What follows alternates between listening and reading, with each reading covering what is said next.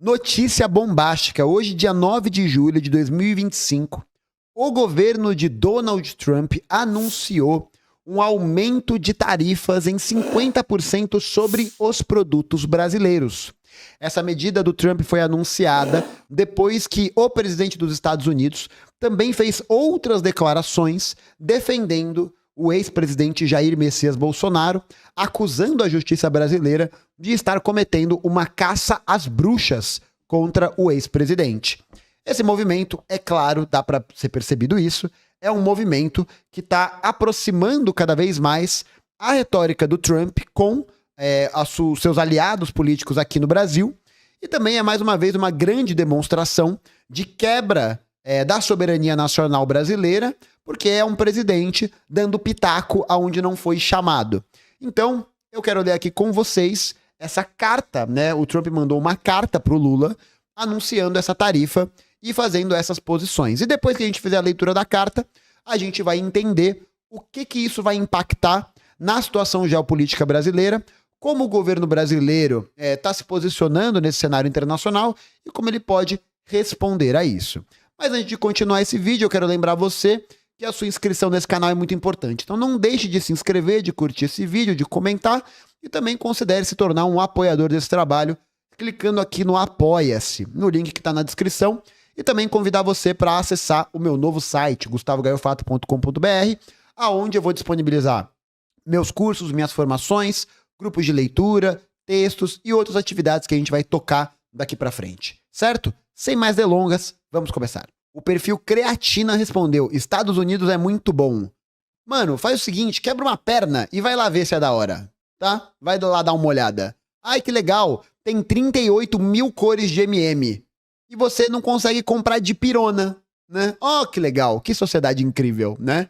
Tem 72 sabores de Sprite, mas você não consegue pegar uma ambulância sem decretar falência. Incrível, né? É realmente incrível. Olha aí. Trump manda carta a Lula e anuncia a tarifa de 50% sobre produtos brasileiros. Aqui, lembrando que eu estou lendo essa carta na íntegra, de maneira inédita, aqui com o pessoal do chat, que está acompanhando o corte aqui, tá bom? A perna tá quebrada, mas o Air Jordan tá no pé. Não, perfeito. Não dá pra quebrar a perna e ficar com o tênis feio, né? O presidente dos Estados Unidos, Donald Trump, mandou nessa quarta-feira uma carta pública ao presidente Lula e anunciou uma tarifa de 50% sobre produtos brasileiros. A nova taxa está prevista para entrar em vigor em 1º de agosto. Nossa, veio que veio. Ao justificar a elevação da tarifa sobre o Brasil, Trump citou Jair Bolsonaro e disse ser uma vergonha internacional o julgamento do ex-presidente no STF. Acho que esse ponto é interessante porque já começa a demonstrar uma mexida de pauzinhos que está sendo realizada pela família Bolsonaro em aliança ao Trump. Vale lembrar que o Eduardo Bolsonaro se exilou, né? Foi lá mamar o Mickey na Disney e agora ele tá lá articulando essa organização para poder, enfim, gerar um desgaste, gerar um problema geopolítico maior para o Brasil, né? Eu acho que esse ponto ele é bastante importante porque o Eduardo Bolsonaro, vale lembrar, foi um dos caras apontados pelo Steve Bannon durante uma conferência de políticos conservadores e fascistas e tal, como o futuro presidente do Brasil. Então é importante ver que esses elementos e fatos históricos não têm ponto sem nó. Renato, bota na tela, por favor, o videozinho desse momento em que o Bannon faz esse anúncio do Eduardo Bolsonaro como futuro presidente do Brasil. And I think one day, in not too far a distant future, the president of Brazil. Na carta, o republicano afirmou, sem provas, que a decisão de aumentar a taxa sobre o país também foi tomada devido aos ataques insidiosos do Brasil contra eleições livres e a violação fundamental da liberdade de expressão dos americanos. Oxi, sai fora, mano. O que você tem a ver com isso, rapaz? Quer falar de eleição livre no país que vive na República Velha há 200 anos? Há mais de 200 anos? É democratas versus republicanos. Ah, que oposição, né? Pelo amor de Deus, mano. Tipo, é isso. O que você tem a ver com essa porra? Nada a ver. Isso ocorreu, como demonstrado recentemente pelo Supremo Tribunal Federal do Brasil, que emitiu centenas de ordens de censura secretas e ilegais a plataformas de mídia social dos Estados Unidos, ameaçando-as com multas de milhões de dólares e expulsão do mercado de mídia social brasileiro, escreveu o republicano. Um movimento que a gente pode fazer uma conexão também com o esforço do governo brasileiro para poder gerar a regulamentação das redes sociais aqui no Brasil, especialmente as que são comandadas por empresas dos Estados Unidos. A Google, a Meta e outras empresas das Big Techs, como a Apple, as empresas do Elon Musk, elas têm um poder muito grande de influência sobre o cenário político geral. Então o que acontece é que essas empresas elas fazem o que elas bem entenderem, porque não existe um mecanismo regulatório muito eficiente, e aí elas simplesmente tentam passar por cima da legislação brasileira, alegando que isso é liberdade de expressão, de que isso garantiria a elas a liberdade de publicação das matérias, dos conteúdos, e o que a gente observa é que muitas dessas plataformas estão profundamente alinhadas justamente ao presidente republicano Donald Trump. Não é à toa que os 5 CEOs, os 5 chairmans dessas empresas estavam no evento da posse presidencial do Donald Trump. Então é interessante para ver como essa medida, de alguma maneira, também está atendendo aos interesses do capital privado dos Estados Unidos nesse setor das telecomunicações. Então, com o avanço de um marco regulatório da internet e dessas redes sociais, isso significa para essas empresas atender e seguir certas diretrizes que podem prejudicar seus negócios, objetivamente, certo? Então, mais uma vez aí eu acho que esse trecho deixa isso de maneira bastante clara. Olha aí, Lincoln Batista, sempre ele, Lincoln, sempre muito bom ter você aqui. Para você que tá vendo esse corte e não sabe, o Lincoln Batista é um cara que aparece aqui no chat da live e ele sempre me manda superchat, ou me xingando, ou falando coisas, então muito obrigado, Lincoln, ele mandou aqui. Brasil quer que empresas americanas cumpram ordem que é contra a lei americana. Já já você perde os benefícios do YouTube, como eu tenho avisado. Lincoln Batista, o negócio é o seguinte: se a empresa tá no Brasil, ela não tem que seguir a legislação dos Estados Unidos. Ela tem que seguir a legislação brasileira. E foda-se. Entendeu? E foda-se. É isso. Agora a pergunta que eu te faço é: você acha mesmo que o Google vai abrir mão de um dos maiores mercados consumidores de rede social do mundo, que é o Brasil? O Brasil, se não me falha a memória, é o segundo ou o terceiro maior país que consome conteúdo de rede social no planeta Terra. Então, o que essas empresas fazem é um terrorismo para poder tentar apertar o governo brasileiro. É isso que está acontecendo. E eles não vão querer simplesmente desistir desse mercado, porque esse mercado ainda é muito lucrativo. Agora, um grande problema, e que eu acho que diz respeito à situação tecnológica, à situação política que a gente vive, é que o Brasil tem passado por um processo muito grande de corte nos investimentos, na ciência e na tecnologia, na capacidade de investimento. Nesses últimos 20 anos, a gente viu um avanço muito grande das Big Techs no controle de setores estratégicos de gerenciamento de dados e de informação. Tem uma matéria do Intercept que é muito boa, que vai falar justamente sobre o Observatório da Educação e que mostra como essas empresas estão controlando cada vez mais esses dados, e isso é uma ameaça ao desenvolvimento da tecnologia, da soberania nacional, e com o andamento de um programa como o Arcabouço Fiscal, que limita os investimentos públicos, a tendência é isso continuar acontecendo.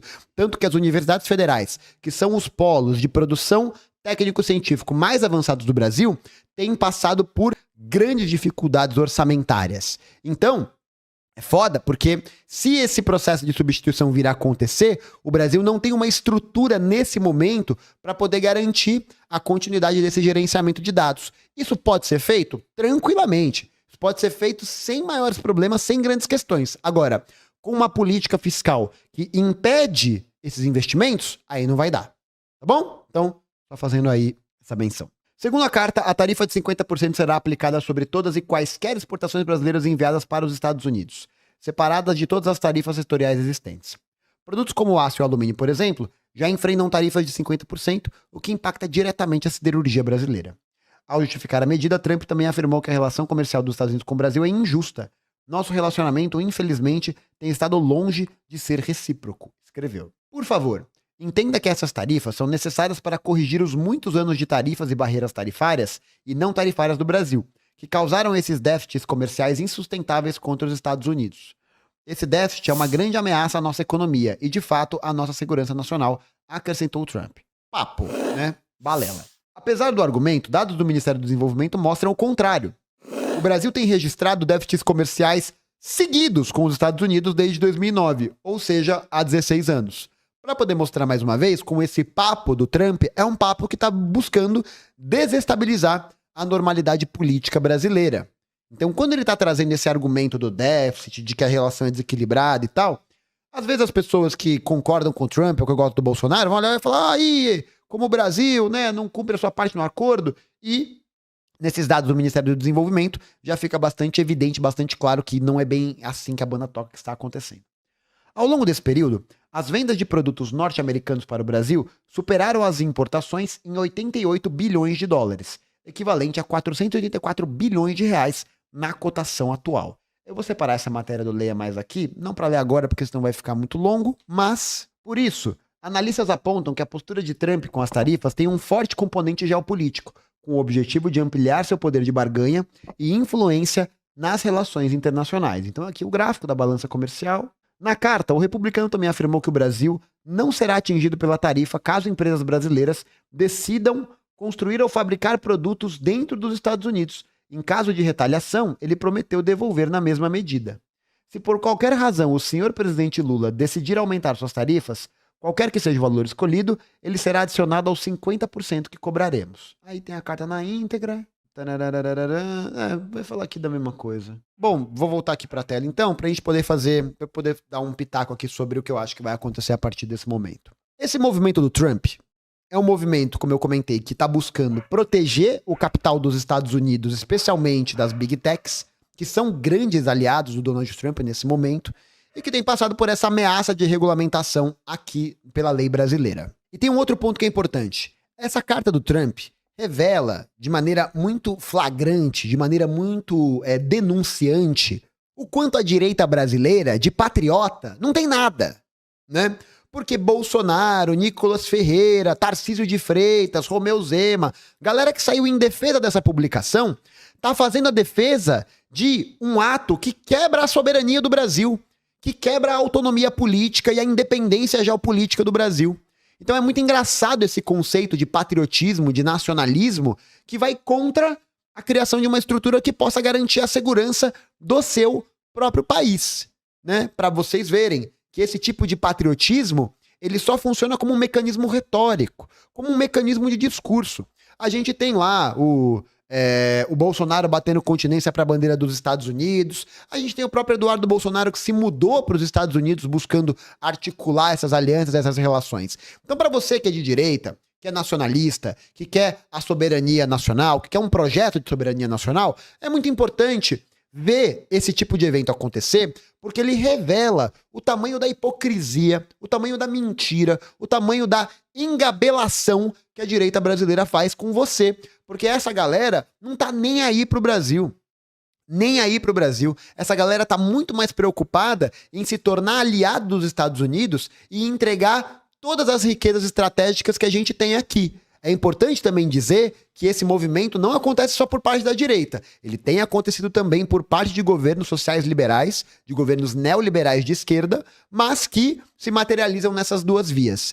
E aí tem um outro problema e uma outra questão que eu acho que é importante, que é essa carta que chega ao Lula pode ser, assim, um benefício muito grande para poder fechar o cerco contra o Ocidente ou contra os Estados Unidos.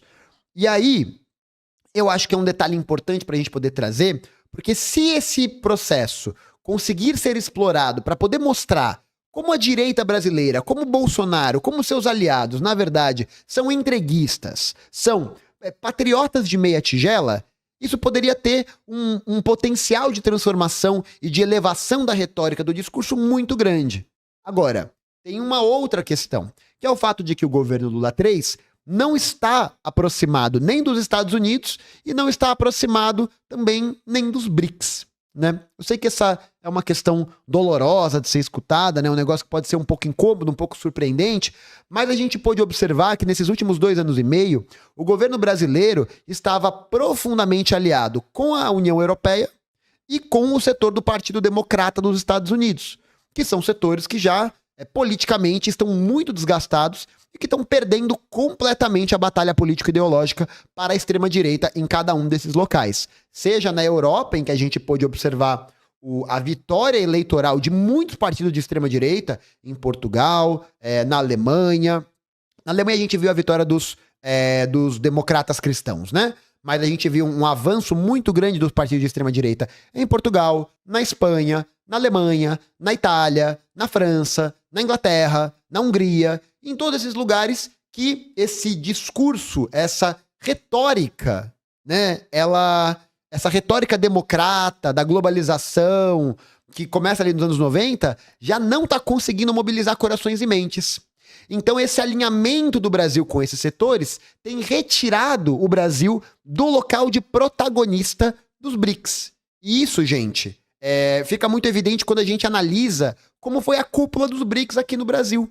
Porque na cúpula dos BRICS que aconteceu no Rio de Janeiro, nenhuma grande liderança foi enviada para cá. O Xi Jinping não veio. O Putin não veio.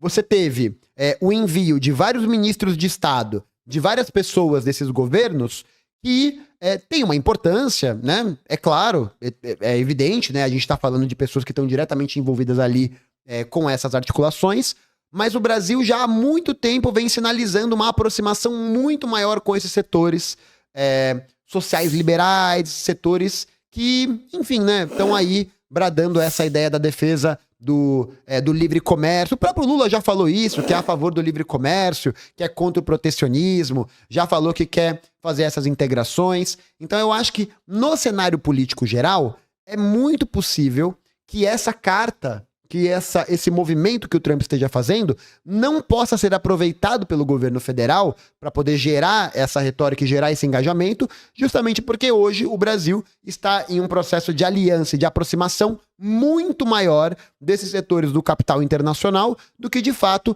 nesses setores contra-hegemônicos, né? Que a gente pode discutir sobre o caráter anti-imperialista, etc, etc. Para resumir, o que isso significa? Significa que o Brasil está se aliando cada vez mais a setores que têm perdido relevância política no cenário internacional, que têm perdido essa força de discurso contra a extrema-direita, por exemplo, e têm deixado de apoiar aliados estratégicos, como a China, a Rússia, o Irã, esses aliados, e inclusive, né, o Brasil foi um dos países que votou contra a adesão da Venezuela no bloco dos BRICS.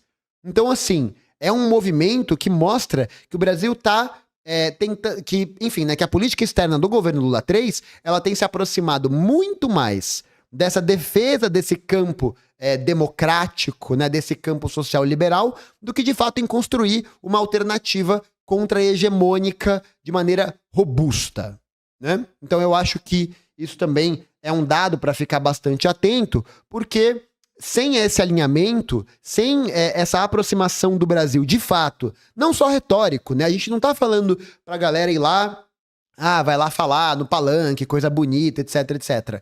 A gente tá falando de ações. Então, enquanto o Brasil não promover um alinhamento maior com esses setores, com o fortalecimento dos BRICS, isso significa também que o poderio político, que o poderio geopolítico do governo Lula III pode sucumbir à extrema-direita, justamente porque opta por se aliar com gente como Emmanuel Macron, né, que fez um álbum de casamento com o Lula em Paris, com gente como Gabriel Boric no Chile, que são setores alinhados ao Partido Democrata dos Estados Unidos e que, enfim, têm demonstrado a sua insuficiência para poder combater a extrema-direita, né? Porque esse discurso da globalização, esse discurso do livre comércio, esse discurso do mundo integrado é uma coisa que já não está mais fazendo sentido hoje.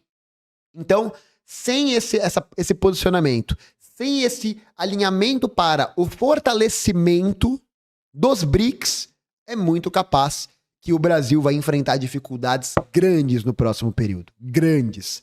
Porque isso exigiria do Lula, do seu Ministério das Relações Exteriores, exigiria da política do governo federal posicionamentos, falas, ações que até agora, a meu ver, não teve. Que até agora não teve.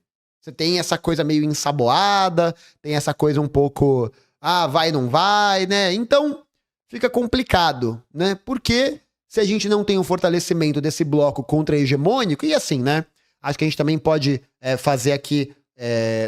Acho que não cabe fazer aqui agora, né? Porque acho que vai ficar muito longo, vai ficar muito, muito extenso. Mas a gente pode até fazer um questionamento sobre o caráter anti-imperialista. Isso é um debate, né? É um debate que é bem interessante que a gente pode abordar num outro momento. Mas, verdade é, hoje os BRICS são uma organização que representa, de alguma maneira, um projeto contra-hegemônico ao capital do Ocidente. Então, enquanto o Brasil optar por se manter próximo desse Ocidente, desses valores liberais, dessa democracia liberal, é muito provável que o fecho da extrema-direita venha logo em seguida. Certo?